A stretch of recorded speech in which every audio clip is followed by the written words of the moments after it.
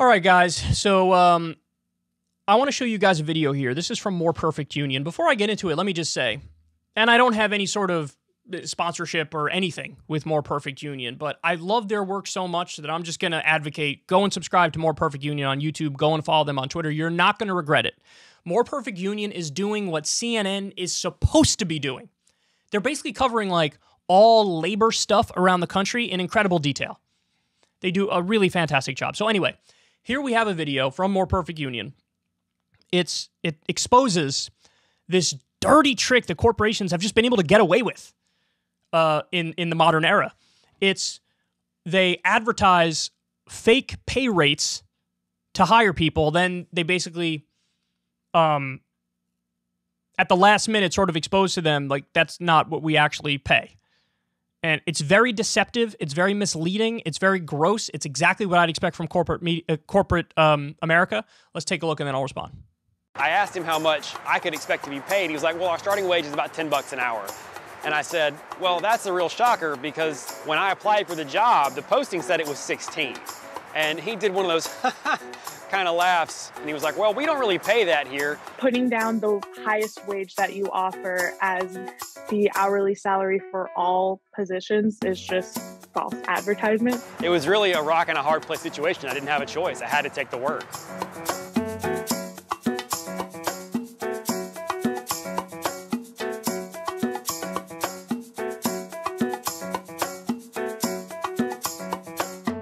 My name's Owen Higgins. I'm a reporter. I write the newsletter, The Flashpoint. For this story, I talked to people working for companies like Staples, Benihana, Applebee's, McDonald's, Costco, all kinds of large corporations, as well as a ton of small businesses, all of which do the same thing. They offer workers one high wage in the job listing, and then when the worker goes in and takes the job and is offered the job, it's often for a lower salary. Well, I applied to Staples because I was trying to find a job that had living wage potential, something around $15, $17 an hour. Put in the application. I heard back in about a week. I was surprised to find out at the interview that $16 an hour was not what they had planned on paying me. I mean, my heart just dropped straight out of my chest. It was everything I could do to not let that feeling show on my face because they teased me with this possibility of being able to provide for myself, to take care of myself in this rugged individualist society that we have. And $10 an hour forces me to rely on other people. It doesn't provide me with enough income, even at full time, to be able to take care of myself.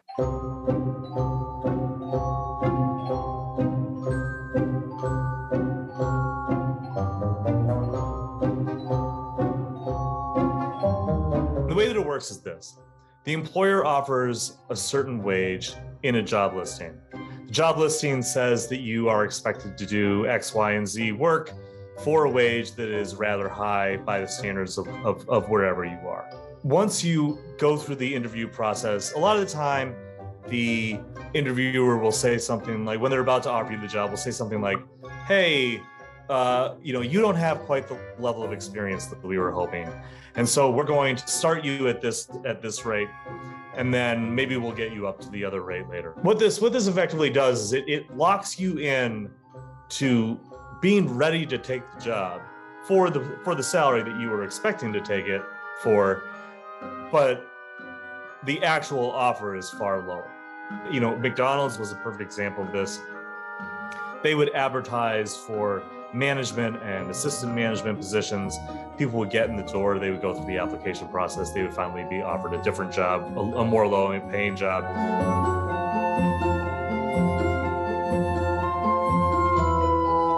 On these business cards, it said make $18 an hour plus tips. And I knew that at the time I was making $13 an hour minimum wage.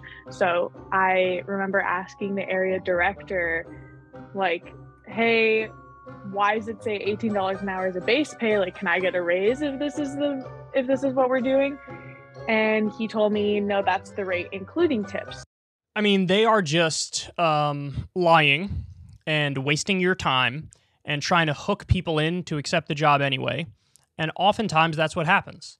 So, advertise for $15 an hour, $18 an hour, $20 an hour, $25 an hour, and then you go in and you find out actually those are more senior positions and we don't have that available. Or they'll pretend like you're going to get that wage and at the last moment say, oh, you don't have the credentials that we need, so we're willing to work with you, but we're going to start you a little bit lower. And maybe you'll work your way up. And then usually they don't even end up working their way up. The whole plan from the beginning was to lie and get them in and try to hook them into taking the job. And look, this is deceptive. This is false advertising. This is the wrong thing to do. And as I'm watching this, I'm thinking to myself, how is this allowed? How is this? I mean, maybe it's illegal. I don't know if it is, but maybe certain states crack down harder on stuff like this. But how is this allowed anywhere in today's day and age? And you get the sense, guys, there is no captain of the ship. There is no cop on the beat when it comes to corporate crimes. You know, that's the whole point of like rampant deregulation. It's, whatever, the free market will sort of work stuff out, let them do whatever. But this is what we get when there's no cop on the beat. I think we need to have corporate cops, corporate police, a whole new government agency that's whole purpose is, and maybe this to one extent or another is what the Consumer Financial Protection Bureau was supposed to do, and they did for a little bit before they were absolutely gutted by Republicans. But the whole idea of corporate cops should be, you go after corporations. Now, by the way, I would pay them well so that they don't feel enticed by any sort of potential bribes coming from the corporations. You pay them well, and then also maybe pay them some sort of commission for every time they catch a corporation breaking a law. And so then they're incentivized to do their job and do it well. So give them a good base pay, give them some commission on top of it every time they knock a corporation for doing something. And in a world that made sense, we already would have this corporate cop division and already would be fully funded with them doing a phenomenal job. But instead, we're all sitting around here as we're all watching this, we're going, wait, is this even illegal? Or is this just totally legal for them to do?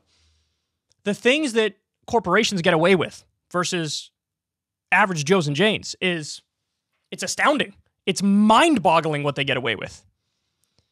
So I'm sure people, guys, in the comment section, go ahead, tell everybody what horror stories you have when it comes to your job hunt and when it comes to how they lie and how they mislead, or tell your stories of horrendous bosses who get away with stuff that they shouldn't even be allowed to get away with, because this stuff is rampant. I said it before, I'll say it again. We have a massive contradiction at the heart of this country. We espouse the virtues of political democracy while also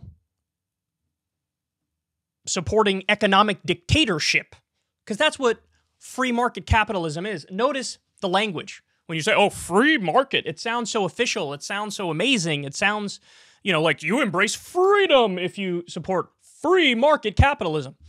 But no, free market capitalism is you have all these corporations and they're structured like little rigid tyrannies.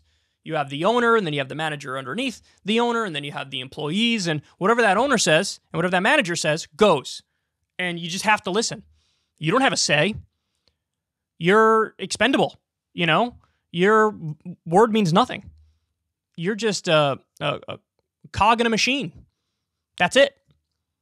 And so how we can pretend like we're all about political democracy while actively opposing vigorously economic democracy is insane. But this is what you get when you have economic dictatorship, little rigid tyrannies that run the economy. This is what you get. You get lies. And they treat workers like shit. And that needs to stop. Answers are obvious. You need more regulation. You need corporate cops. You need to actually enforce these things. You need a living wage. You need the PRO Act. You need unions. It'd be great if we copied some of the Scandinavian countries and the default is that you're in a union. Because then workers would be treated much, much better. We know that as a matter of fact. We've seen the reports coming out of the so-called right-to-work states. The workers make less on average with worse benefits. Great job from More Perfect Union here. Guys, I'm serious. Go subscribe to them. Go follow them on Twitter because they do, they report on stuff that they should be reporting on CNN and in mainstream media. But of course, you're not going to see stuff like this on CNN or in mainstream media because they're not representing the interests of the working class. They're representing the interests of the donor class. They're representing the corporate advertisers who pay them a tremendous amount of money. So you're not going to get these very harshly critical segments of those corporations. Hey, y'all, do me a favor and like and subscribe. It helps out big time in the algorithm. Click the bell as well for notifications when videos drop, and watch that video on screen right now. You know you want to.